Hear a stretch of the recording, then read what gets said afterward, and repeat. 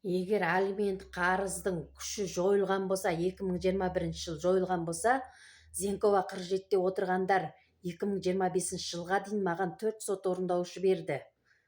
Тілектен кейін Талғат, Мұсақұлов, одан кейін Айдос деген бар, одан кейін Оразбай деген, одан кейін Назар деген кісіге келіп, ойбой, сен алименттік қарызыңды ала алмайсың, тоқтатылған деп өтірік кино қойып, жаңағындай рекламалар жасайды.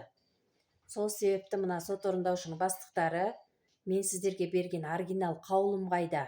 Жауап беріңіздер. Алимент қарыз қалпына келді деген қаулыны Тілектен алып сіздерге апарып бергем. Бүгінгі кезде 2025 жылда Тілек мойындамай отыр. Себебі алаяқтық жолмен өтірік жасап, қағаз беріп, өтірік алимент қарызды өндіріп беріп отқан сияқты.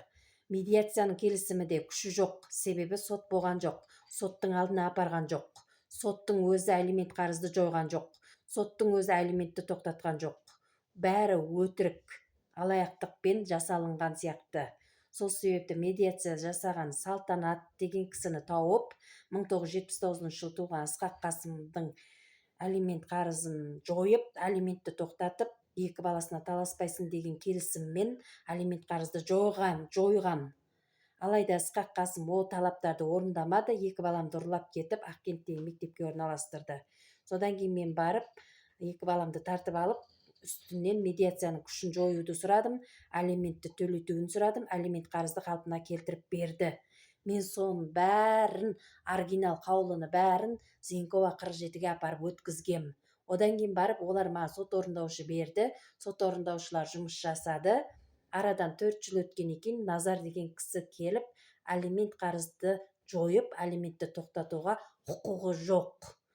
Ондай болса, 2022 жылы Зенкова 47-те отырған сот орындаушының бастықтары маған не себепті сот орындаушыларды беріп, мені ақмаққа санап, менің уақытымды, проезымді не себепті құртып жүр. Алиментке қарыз деген менде ұйғарым бар. Алатауский ауданның сотта отырған әйелдер жасаған қаулысы қолымда тұр. 249 баппен Ысқақ Қасымның жүргізу куәлігін арестке қойған. 5 миллион алиментке қарыз деп көрсетілген. Оның бәрі ойыншық па? Жауап берсін осы заң алдында. Сол себепті құрметті Қазақстан Республикасының президенті Тоқаев мырза осы мәселені дұрыстап жүргізіп, кәмелет жасқа толмаған балдардың алиментін төлетіп, алимент қарызын төлетіп, борышкер әкелерін жұмыс тауып беріп, жұмысқа орналастырып, қатаң түрде жауапқа тартуларыңыз